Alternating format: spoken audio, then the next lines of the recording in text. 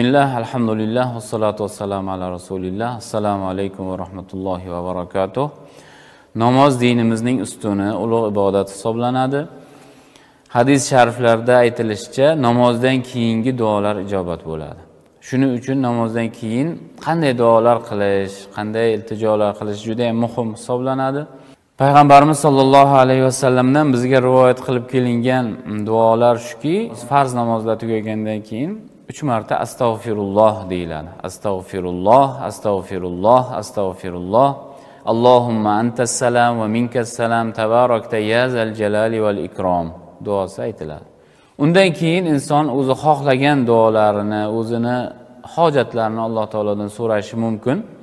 Lekin duoni o'ziga yarasha odoblaridan biri shuki, Qur'oni Karimda, hadis sharifda kelgan duolarni qilish eng ma'qul yo'l hisoblanadi. Chunki Qur'oni Karimda asosan payg'ambar alayhissalomlarning duolari keltirilgan, solih zotlarning duolari keltirilgan, Qur'onda keltirilgan duolar ijobat bo'lgan duolar hisoblanadi.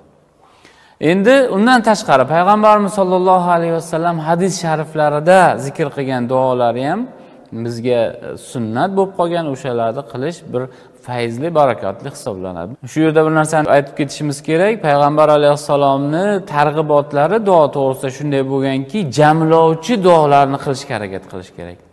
Ya'ni hamma yaxshiliklarni jamlovchi, hamma yomonliklardan panoh so'rovchi duolarni qilishga harakat qilish kerak.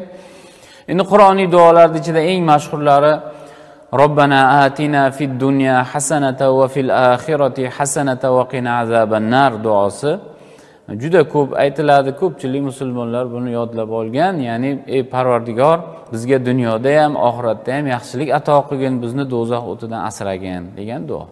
Payg'ambar alayhissalom sunnatlarda kelgan duolardan u zot har namozdan keyin qabr azobidan panoh so'rardilar. Allohumma inni a'udhu bika min azabil qabr va min azabi jahannam va min fitnatil mahya wal mamat va min sharri fitnatil masihid dajjal degan duoni ko'p aytardilar. Bu onalarimizdan rivoyat qilingan hadis sharif.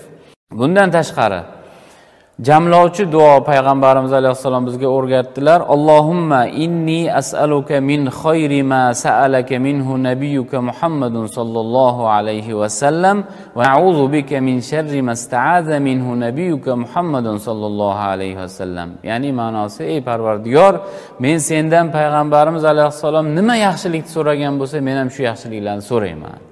Payg'ambarimiz alayhissalom nima yomonlikdan panoh so'ragan bo'lsalar, unda men ham panoh so'rayman degan duo bir jamlovchi go'zal duo.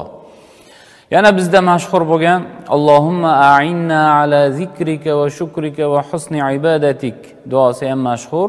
Ma'nosi, Parvardigor, seni shukringni qilishga, zikringni qilishga bizga yordam bergin. Bizni chiroyli ibodat qilishga o'zing tavfiq bergin degan duo. Mana shunga o'xshagan Qur'on va hadisda zikr qilingan duolarni qilish eng maqbul yo'l hisoblanadi.